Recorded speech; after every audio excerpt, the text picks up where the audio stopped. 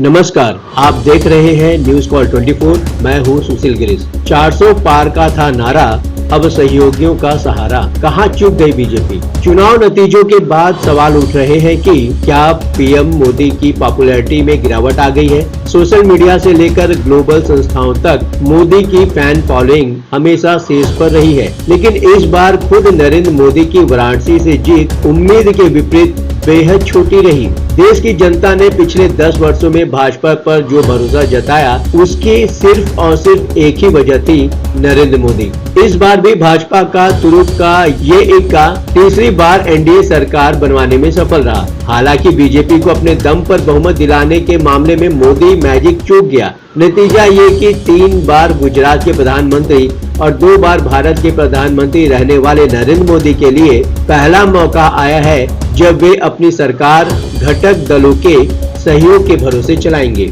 चुनाव नतीजों के बाद सवाल उठ रहे हैं कि क्या पीएम मोदी की पॉपुलैरिटी में गिरावट आई है। सोशल मीडिया से लेकर ग्लोबल संस्थाओं तक मोदी की फैन फॉलोइंग हमेशा शीर्ष पर रही है। खुद को मां गंगा का बेटा बताने और काशी को विश्वनाथ कॉरिडोर से लेकर अन्य विकास कार्यों से चमकाने वाले मोदी कई बार तो रुझानों में पीछे चलते रहे। इस बार मोदी की जीत का अंतर 1.5 लाख वोट रहा, जबकि पिछली बार यही मार्जिन 4.5 लाख से ज्यादा था। बात वाराणसी की ही नहीं है, बल्कि उसके आसपास पूर्वांचल में बीजेपी पिछली बार जैसा करिश्मा दिखाने में नाकाम रही। जिस पूर्वांचल में भाजपा बेहतरी की उम्मीद कर रही थी, वहां पार्टी को नुकसान झेलना पड़ा है। यूपी से बाहर अगर बंगाल की बात करें तो पश्चिम बंगाल में 1.5 दर्जन से ज्यादा रैलियों और रोड शो के बावजूद भाजपा की सीटों में यहां 1/3 की गिरावट आई। बंगाल में भाजपा ने संदेश खाली के मुद्दे को जोर शोर से उठाया। प्रधानमंत्री ने भी अपनी 12/7 रैली में इन पीड़िताओं से मुलाकात की। बाद में उनमें से ही एक रेखा पात्रा को बसीरहाट से उम्मीदवार बना दिया गया, लेकिन ये सारी कवायतें राज्य में काम नहीं आई और नतीजे बीजेपी की उम्मीदों से बिल्कुल उलट रहे। खास बात यह है कि CAA कानून, जिसके बारे में माना जा रहा था कि बंगाल के मतुआ समुदाय को ही ध्यान में रखकर इसे लाया गया है और चुनाव से ठीक पहले जिसे लागू किया,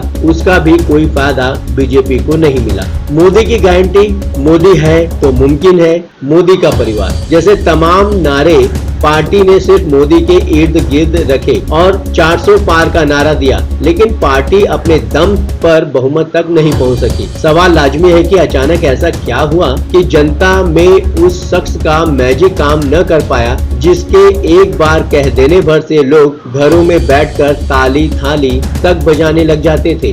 मंगलसूत्र से मुजरा तक पीएम मोदी के बयान विपक्षी गठबंधन पर आक्रामक रहे, लेकिन पीएम की आक्रामकता को ही विपक्ष खासकर राहुल गांधी, अखिलेश यादव जैसे नेताओं ने मुद्दा बना लिया। लोगों तक यह संदेश पहुंचा कि भाजपा सिर्फ जीत के लिए ललायत है और इसके लिए वो साम दाम दंड भेद लगा रही है। सबका साथ सबका विकास करने वाले पीएम मोदी को मुस्लिम महिलाओं को 3 तलाक से मुक्ति दिलाने का श्रेय जाता है। इसके बाद यह माना जाता रहा है कि बीजेपी को मुस्लिम महिलाओं का वोट मिलता है, लेकिन इस बार मुसलमान मोदी के भाषणों के सीधे टारगेट पर थे। पीएम ने इसकी वजह भी बताई कि वे सिर्फ विपक्ष की तुष्टीकरण की राजनीति का जनता के सामने पर्दाफाश करने के लिए भाषणों में मुसलमानों का उल्लेख कर रहे हैं। यही तर्क कांग्रेस द्वारा मंगलसूत्र छीन लेने के आरोप को सही ठहराने के लिए दिया गया, जिसके जवाब में प्रियंका ने कहा कि मेरी मां का मंगलसूत्र तो देश के लिए कुर्बान हुआ है। दक्षिण पंथ की सियासत करने वाली भाजपा के बारे में कुछ हद तक यह संदेश भी पहुंचा कि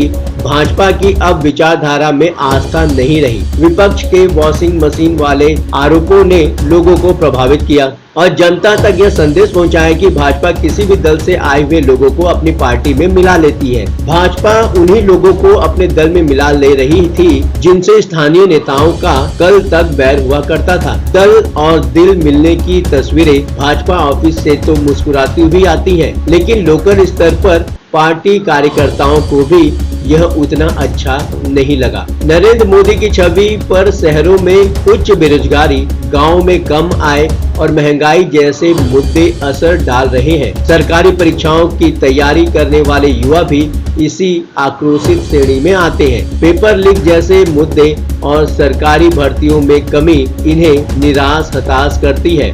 विपक्ष ने इसी नब्ज को पकड़कर चुनाव लड़ा और वो युवा वोटर्स के दिलों में अपनी बात बैठाने में कुछ हद तक कामयाब रहे। राहुल गांधी, तेजस्वी और अखिलेश जैसे नेताओं ने बेरोजगारी के मुद्दे को खूब उछाला। हालांकि उनके पास भी बेरोजगारी को दूर करने का क्या प्लान था, इस पर किसी ने सवाल पूछा नहीं। एक बहुत बड़ा तबका चुनाव के बीच यह मानता रहा कि मोदी से उन्हें नाराजगी नहीं है, लेकिन 10 वर्षों से मोदी के नाम पर जीतते आ रहे उनके क्षेत्रीय सांसदों ने जीतने के बाद पलटकर अपने क्षेत्र का हाल नहीं देखा। इसके बावजूद भाजपा ने उन नेताओं को 2024 में रिपीट किया और इसका भारी नुकसान झेलना पड़ा। भाजपा उम्मीदवारों की पहली सूची पर नजर डाली जाए तो अधिकतर कैंडिडेट पार्टी ने रिपीट किए। लोगों में उनके खिलाफ गुस्सा था। पश्चिम यूपी में यह खास तौर पर देखा गया कि पार्टी ने किसी नए चेहरे पर भरोसा नहीं जताया और अपने उन्हीं सांसदों को रिपीट किया। फिलहाल यह देखना दिलचस्प है कि मोदी 3.0